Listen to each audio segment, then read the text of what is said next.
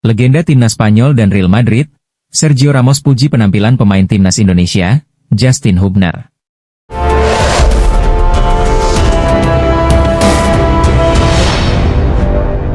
Come on! Easy win! Easy win! They trying to disrespect us! Yeah! Hey, you see it? Yes! Yeah! Come on!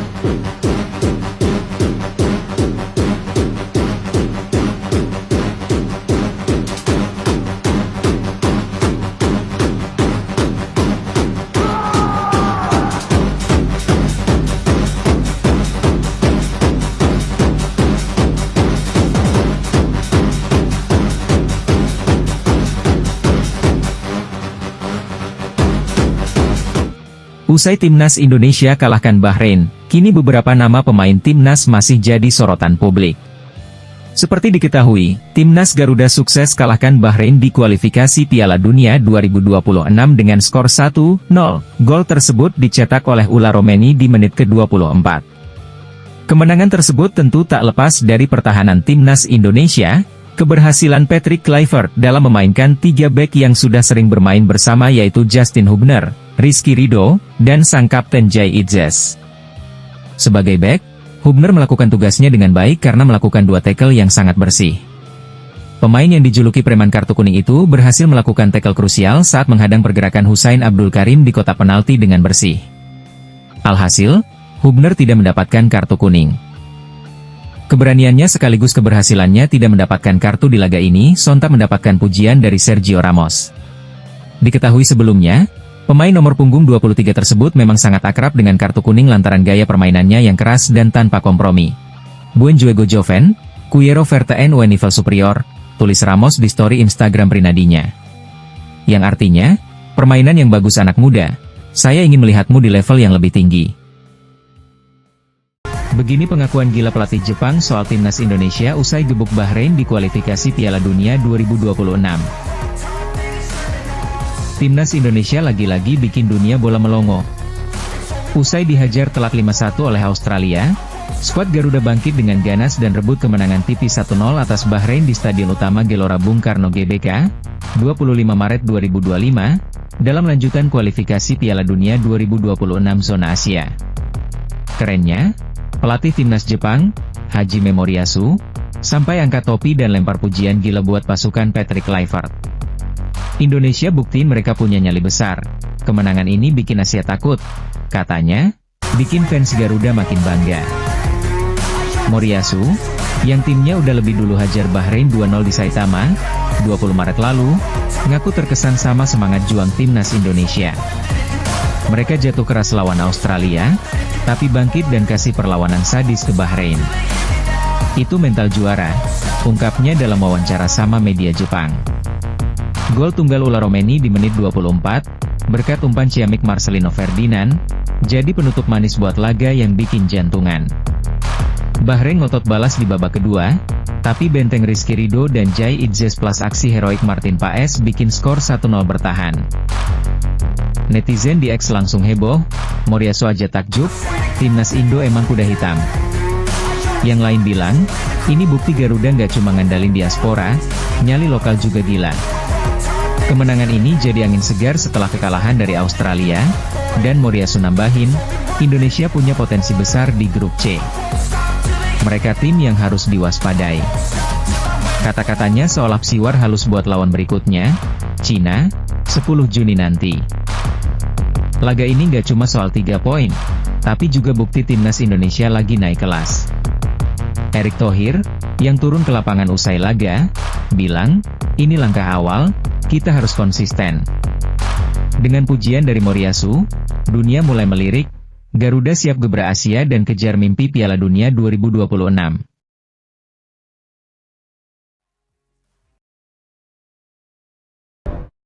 Pelatih timnas Bahrain, Dragan Talajik tak kuasa melempar pujian kepada pemain timnas Indonesia, Rizky Ridho, yang bermain gemilang lawan timnya. Selasa 25 Maret 2025 malam waktu Indonesia Barat. Talajik bahkan berharap suatu saat Rizky Ridho bisa bermain di Liga Eropa. Setelah cuma menjadi pemain pelapis di laga Australia versus timnas Indonesia pada Kamis 20 Maret 2025, Rizky Ridho bermain sebagai starter saat skuad Garuda menjamu Bahrain semalam. Mentah sebagai salah satu dari bek tengah, ex-pemain Persebaya Surabaya ini tampil luar biasa. Salah satu aksi terbaik Rizky Ridho tersaji di menit 48. Ia berhasil menyundul bola agar tak masuk ke gawang timnas Indonesia. Jika tak ada Rizky Ridho, bola diyakini masuk karena posisi kiper timnas Indonesia, Martin Paes, sudah mati langkah. Rizky Ridho bermain dengan luar biasa. Ia sangat hebat, kata Dragan Talajik. Mungkin jika dia tidak bermain, saya pikir kami bisa menang dengan mudah, lanjut pelatih asal Kroasia ini. Dragan Talajik menegaskan Rizky Ridho punya potensi besar untuk berkembang lagi dan bisa bermain di Eropa. Ia meyakini bek bertinggi badan 183 cm ini semakin bersinar jika tidak pernah berpuas diri dengan kemampuan saat ini. Kualitas dia tidak kalah dari para pemain yang bermain di Liga Top Eropa. Ia pemain asli Indonesia, punya masa depan cerah, ia sangat layak bermain Eropa, ujar Talajik. Rizky Ridho berhasil membentuk trio mematikan di lini belakang bersama Jai Itzes dan Justin Hubner. Dari 7 kesempatan main bareng sebagai starter, trio ini membantu timnas Indonesia mencatatkan 6 clean sheet. Timnas Indonesia baru-baru ini berhasil menjaga asa untuk lolos ke Piala Dunia 2026 seusai berhasil menumbangkan Bahrain di Stadion Gelora Bung Karno pada Selasa, 25 Maret 2025, lalu dengan skor 1-0. Dengan 2 laga tersisa yakni melawan Cina pada 5 Juni dan Jepang pada 10 Juni 2025 nanti, perjuangan timnas Indonesia diyakini bakal habis-habisan demi tiket lolos ke Piala Dunia 2026. Tak menutup kemungkinan timnas Indonesia bakal menambah pemain keturunan yang dinaturalisasi untuk menjadi tambahan amunisi jelang melawan Cina dan Jepang kelak. Sosok yang bisa dinaturalisasi oleh timnas Indonesia dalam waktu dekat ialah winger FC Utrecht, Miliano Jonathans. Belakangan nama Miliano Jonathans tengah mencuat ke permukaan untuk dinaturalisasi oleh timnas Indonesia. Bahkan, ayah dari Miliano Jonathans dikabarkan sempat terbang menuju Indonesia seperti yang terlihat di Instagram pribadinya @deco_Jonathans pada Sabtu, 22 Maret 2025, lalu, yang bisa saja tengah membahas program naturalisasi bagi anaknya kelak. Miliano Jonathans diketahui memiliki darah Depok dari sang nenek, sehingga memungkinkan untuk dinaturalisasi oleh timnas Indonesia. Di musim 2024-2025 ini, Miliano Jonathans sudah tampil sebanyak 6 laga untuk FC Utrecht seusai direkrut dari Vitesse dan berlabel 15,64 miliar rupiah via Transfermarkt.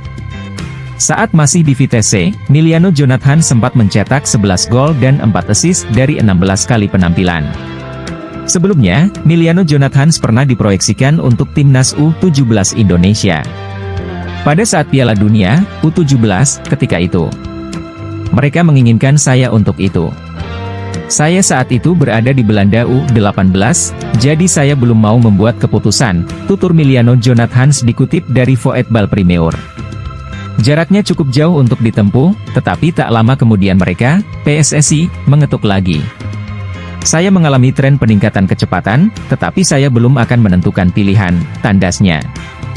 Namun, Miliano Jonathans juga mengaku tetap terbuka dengan peluang untuk dinaturalisasi oleh timnas Indonesia.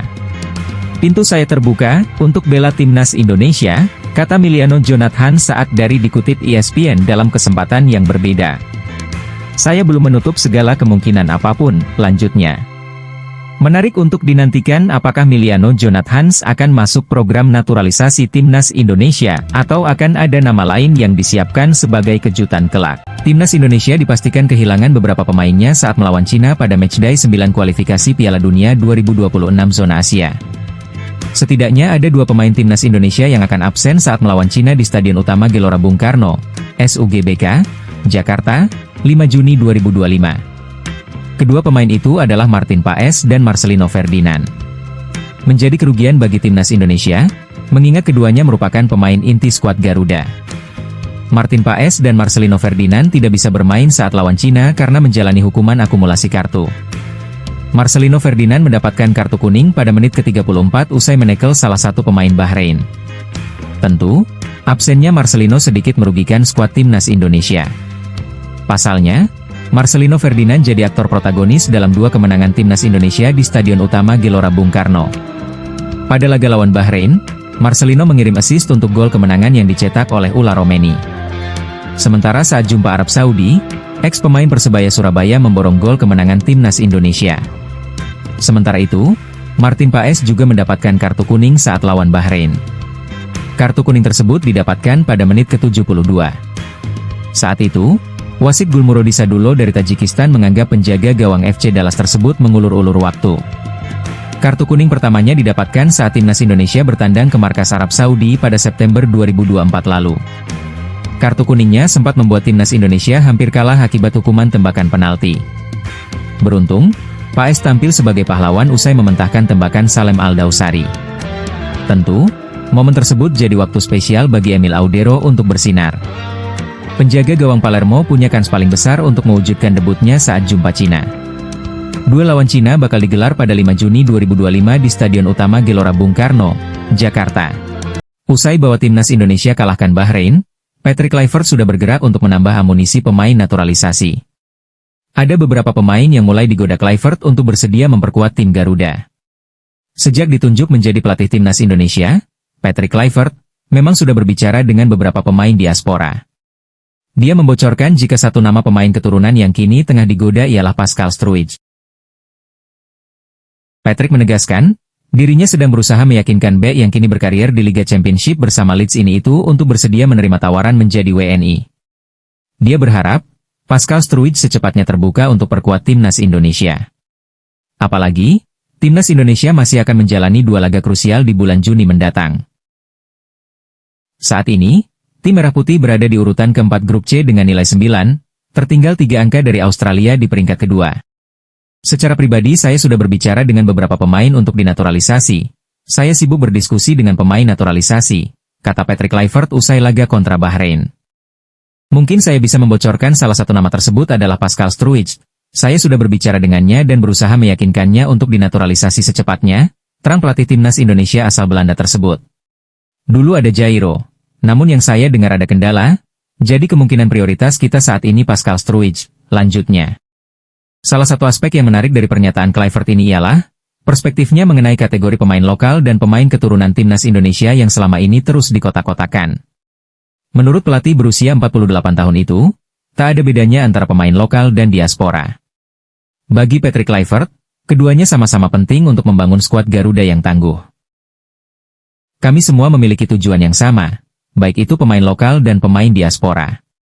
Mereka harus tampil sebagai sebuah tim, dan pemain lokal sama pentingnya dengan pemain abroad di timnas, ujar Patrick.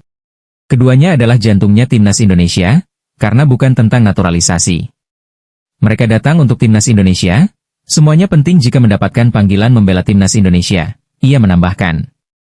Namun, tidak hanya bicara soal melangkah ke Piala Dunia yang akan digelar di Amerika Serikat, Kanada, dan Meksiko, mantan striker timnas Belanda itu menegaskan siap untuk mempersiapkan timnas Indonesia U23 melangkah ke Olimpiade 2028 yang akan digelar di Los Angeles, Amerika Serikat. Seperti apa yang saya katakan, Anda harus membangun dan mengimplementasikan cara berlatih, cara kami ingin meraih target, dan tujuan yang ingin dicapai, ujar Patrick Kluivert menegaskan apa yang akan dilakukan untuk bisa mewujudkan targetnya.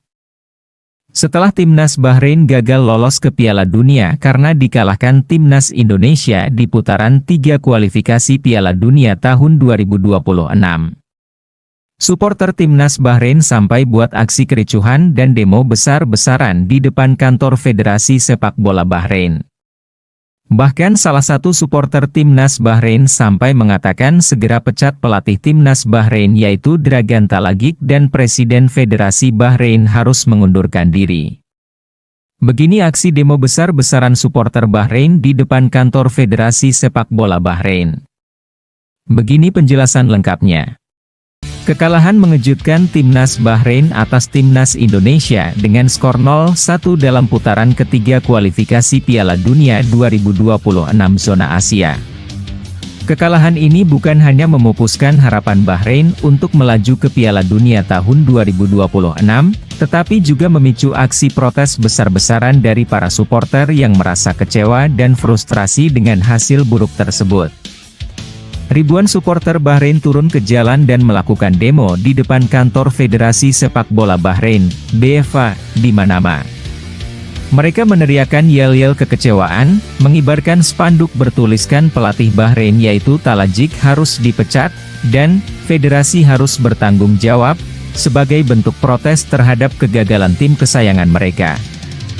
Mereka menilai bahwa pelatih timnas Bahrain yaitu Dragan Talajic, pelatih asal Kroasia yang menangani Bahrain, tidak layak lagi menukangi timnas Bahrain karena gagal membawa Bahrain meraih kemenangan dalam pertandingan yang dianggap lebih mudah. Yang membuat para supporter semakin marah adalah fakta bahwa peringkat FIFA Bahrain jauh lebih tinggi dibandingkan Indonesia sebelum pertandingan berlangsung. Sebelum laga, Bahrain menempati peringkat 81 dunia, sementara Indonesia masih berada di peringkat 130 dunia. Namun, setelah kemenangan atas Bahrain, Indonesia mengalami lonjakan drastis ke peringkat 123 dunia dengan total 1142,83 poin. Supporter Bahrain merasa dipermalukan karena tim mereka dikalahkan oleh tim yang sebelumnya berada di peringkat lebih rendah. Ini benar-benar memalukan. Bahrain seharusnya menang mudah, tetapi justru kalah dari tim yang peringkatnya jauh di bawah kami.